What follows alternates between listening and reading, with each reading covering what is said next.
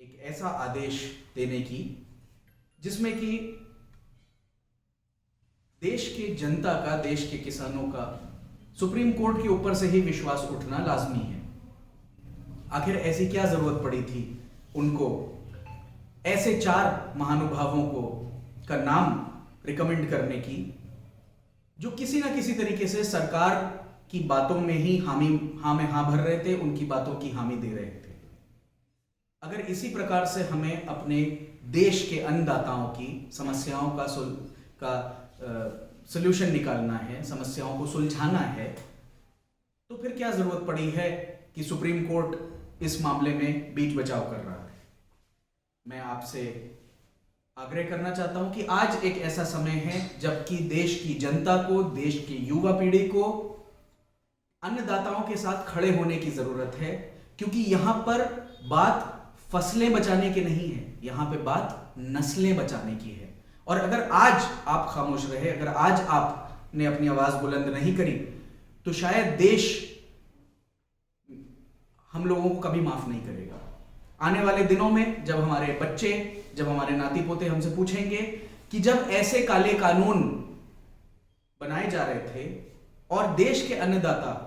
दिल्ली की सड़कों पे इस कड़कड़ाती ठंडक में, बारिश में, ओले गिरने में और तरह तरह की परेशानियों में वहां पर खड़े थे, तो हम क्या कर रहे थे। दोस्तों, मैं ये कहना चाहूंगा कि मैं किसानों की, अपने देश के अन्नदाताओं की, क्योंकि भारत एक कृषि प्रधान देश है, अपने अन्नदाताओं के साथ कंधे से कंधा मिला करके उनके हितों की बातें कर रहा था। आप क्या कर रहे हैं? क्या आप घरों में बैठ करके आप ये सोच रहे हैं कि अगर अन्नदाता परेशान है तो कभी जब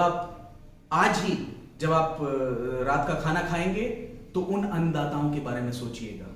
और सोचिएगा किस तरीके से खाने का निवाला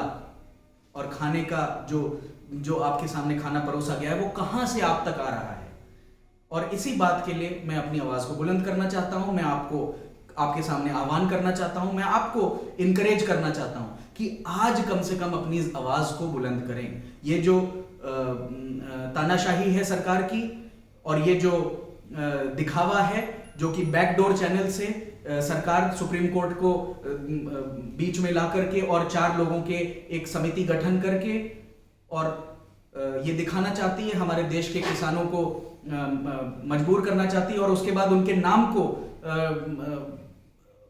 खराब करना चाहती है कि देखो हमने तो कमेटी गठन कर दी, हमने तो समिति को बना दिया, मगर किसान हैं वो ही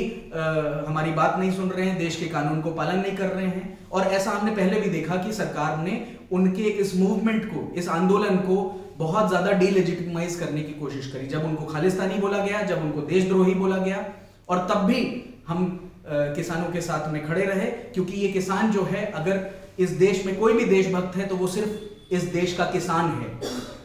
इस देश का जवान है, नौजवान है। एक जवान जो हमारे देश की रक्षा कर रहा है बॉर्डर पे और एक किसान जो हमको अन्न दे रहा है। तो मेरी आपसे गुजारिश है, मेरी आपसे रिक्वेस्ट है कि आप आज कम से कम किसानों के साथ में खड़े हुए मिलें और किसान के लिए अपनी आवाज को बुलंद करें। आने वाले दिनों में भी हम इस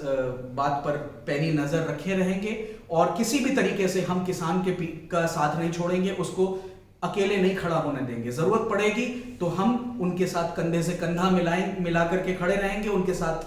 चलेंगे उस रास्ते में, क्योंकि भारत एक कृषि प्रधान देश है और हम सब किसान हैं। मैं अपनी पार्टी, अखिल भारतीय परिवार पार्टी की तरफ से आप लोगों के सामने आया, आपको इस बात के लिए मैंने सूचित किया।